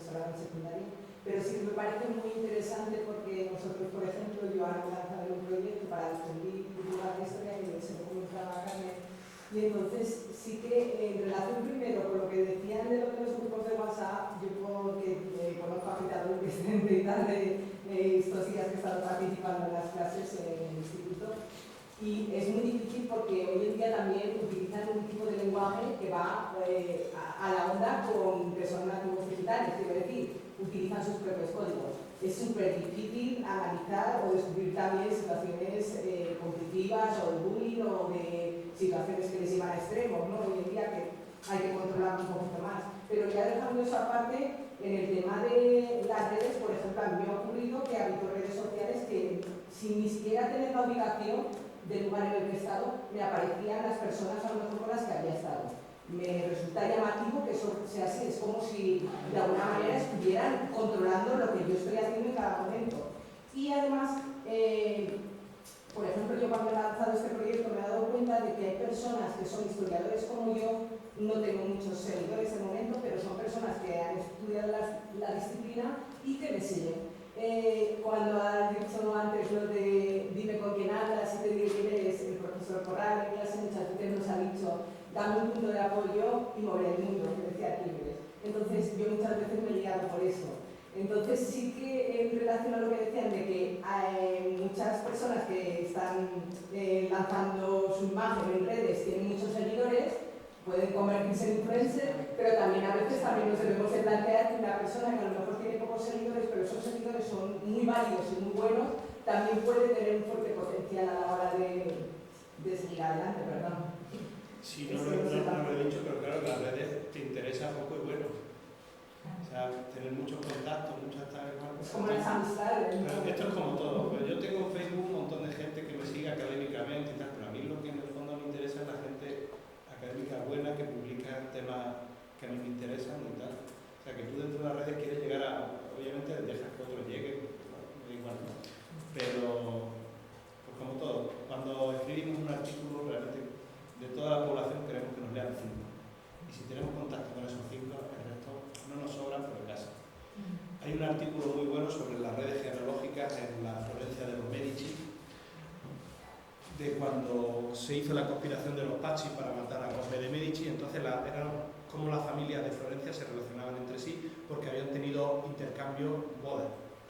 Y te dabas cuenta que Pazzi, cuando intenta matar a los Medici, no tenía posibilidad de nada, porque todas las familias de Florencia estaban emparentadas directamente con los Medici o casi indirectamente. Es decir, que la posibilidad de que los Pazzi, que estaban muy mal relacionados, se hiciesen con la ciudad era muy... Y una red muy bonita sobre la Florencia de los Medici. O sea, la historia de los Medici. Aquí te felicitan desde las personas que sí que están del grupo que están ilustradas, por ejemplo, Begoña. Menos de un minuto. Os tengo que dejar, pero antes han dicho que no, nos despedimos, que queda menos de un minuto. Muchísimas gracias a todos, gracias por la asistencia, disculpad los problemas técnicos. Pero bueno, estamos... Pero sobre todo gracias por estar aquí en este foro que ha sido tan gratificante para lo que hemos escuchado. Gracias por invitarme. Bueno, pues seguiremos con este ciclo de conferencias ya a la vuelta del verano. Os esperamos y aprovechemos también para desearos un feliz descanso y mucho tiempo de investigación. Un saludo a todas y todos. Muchas gracias.